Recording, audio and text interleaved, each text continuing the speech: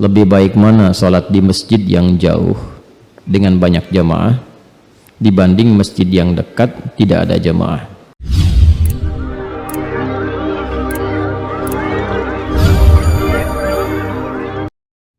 Assalamualaikum. Titik. Waalaikumsalam warahmatullahi wabarakatuh. Betul, titik. Izin bertanya Ustaz. Baik. Lebih baik mana sholat di masjid yang jauh dengan banyak jamaah dibanding masjid yang dekat tidak ada jamaah?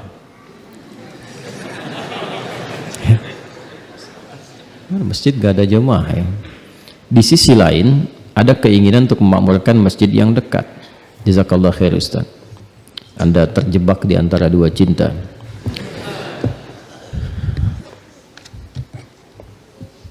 Sebetulnya bertanya dan sudah dijawab, tapi harus saya detilkan secara fikih. Disebut jamaah, batas minimalnya 2 orang.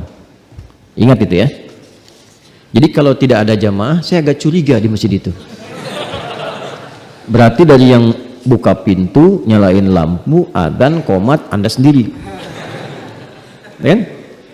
Jadi disebut jamaah itu Anda jangan melihat berapa jumlah safnya. Disebut jamaah itu ketika jumlah minimal berapa? 2 orang. Kalau sudah ada jumlah 2 orang itu jamaah. Nah sekarang Ustadz gimana? Di sana 200 orang, di sini 2 orang, saya dengan makmum. Mana yang diutamakan? Nah, maka ditimbang di sini namanya fikih aulawiyah. Mana yang paling banyak maslahat? Mana yang paling banyak fadilah? Maslahat itu kebaikannya, fadilah itu keutamaannya. Digabungkan jadi satu. Kalau maslahat bertemu dengan fadilah, maka itu yang diutamakan.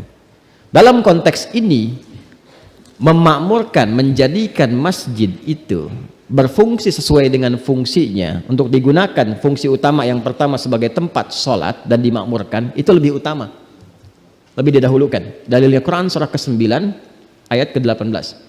Innama ya'muru masajidallahi man amana billahi wal yaumil akhir wa aqamas salah. Itu amalan pertama. Nah, jadi yang patut Anda hidupkan pertama kali bukan di masjid yang jauh, tapi di masjid yang dekat. Jelas ya? Jaga itu, sebab kalau Anda pergi nggak ada jamaah di situ. Sedangkan sifat masjid itu menghimpun sholatnya berjamaah. Itu sifatnya, di antara sifat masjid itu menghimpun sholat berjamaah. Selain nanti ada panggilan sholat, pusat-pusat ibadah sosial, yang paling pokok itu untuk sholat dan sifatnya berjamaah. Makanya nanti dalam narasi banyak hadis yang disebut sholat berjamaah itu diartikan sholat di masjid. Pernah dengar hadis tentang sholat syuruk? Man shallal ghadata fil jama'ati, itu redaksinya yang di At-Tirmidzi itu. Siapa yang menunaikan sholat jamaah, sholat berjamaah di subuh. Yang dimaksud jamaah di sini ada yang menafsirkan dengan hadis yang lain di masjid. Kecuali kekhususan bagi kalangan perempuan yang nggak bisa ke masjid dalam kondisi tertentu.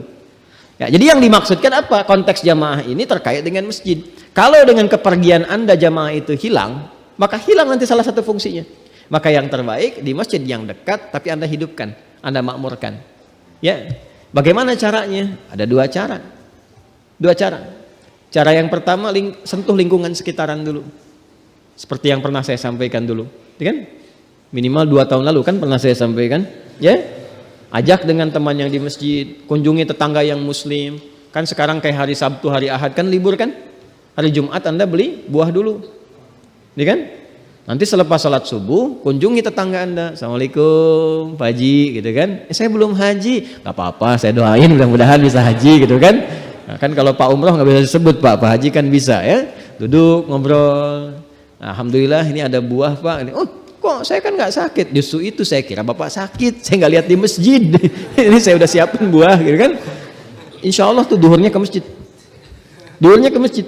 Ya. Kalau nggak datang lagi hari itu, besok datang lagi. Ya, assalamualaikum Pak, gitu kan?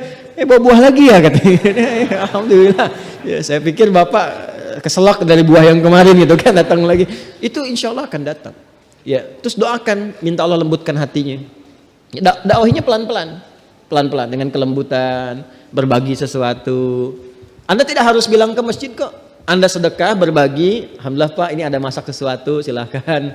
Oh, terima kasih banyak. Alhamdulillah Pak, moga sehat-sehat ya. Insya Allah ketemu Pak di masjid nanti ya. Gitu aja.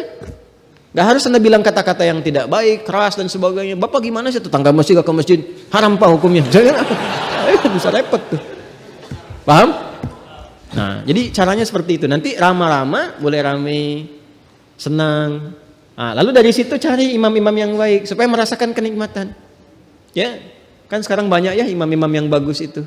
Diundang, bisa mimpin sholat. Jadi kalau sudah merasakan nikmat, merasa nanti sama-sama tuh. Aktif bareng-bareng, tiba-tiba naik jadi program. Yang makmur di masjid sana, diundang. Ya, hubungi DKM-nya. Boleh nggak Pak pengajiannya bisa di tempat saya misalnya. Ya kan? Nanti kan jamaahnya ikut. Lihat. Yang tadi sudah mulai ikut-ikut, melihat ada manfaat lebih banyak lagi. Muncullah kesenangan. Dari situ muncul taufik nanti. Ya, diberikan taufik oleh Allah, mulai makmur, mulai baik. Tapi ingat, ketika sudah mulai makmur dan baik, setan pasti akan hadir di situ. Ya, minimal kalau sudah bersatu, dia akan memecah.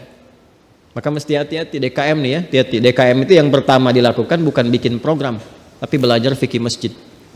Belajar fikih masjid. Masjid itu unik sifatnya. Ya, karena rumah Allah yang punya hukum itu Allah. Belajarlah hukum Allah. Jangan bawa hukum kita.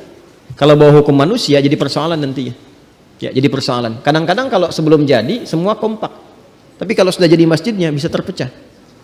Ya, dan itu ada isyaratnya. Ada isyarat baik di Al-Qur'an ataupun hadis-hadis Nabi Muhammad sallallahu alaihi wasallam.